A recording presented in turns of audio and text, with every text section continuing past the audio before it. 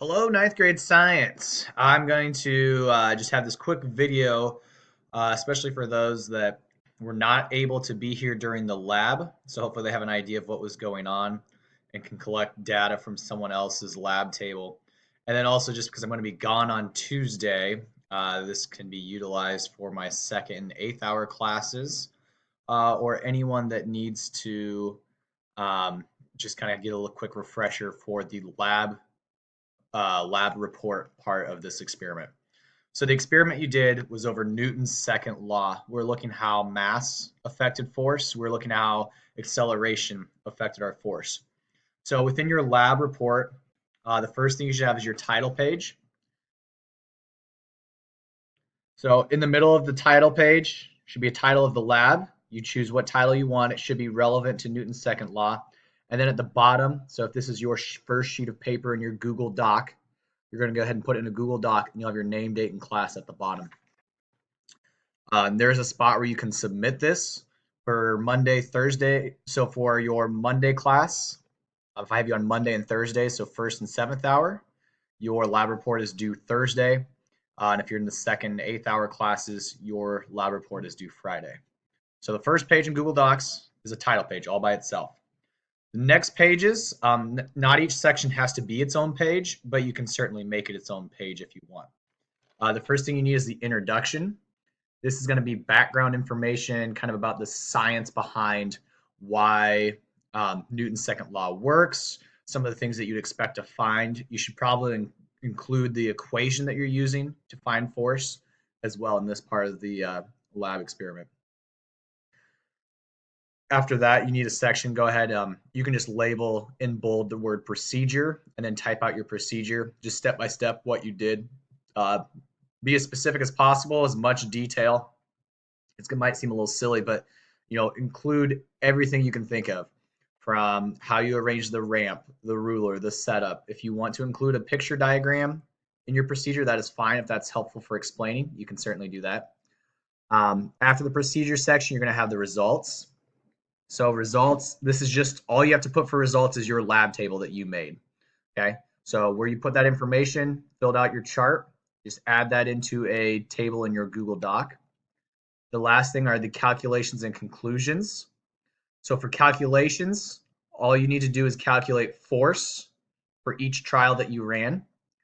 And then the conclusions, some things you might consider putting in your conclusions. You can write what went well, what didn't go well, how you'd change the lab if you want. But also make sure you address what did you notice as mass increased? What did you notice as the ramp height increased as well? So those are the two things we changed.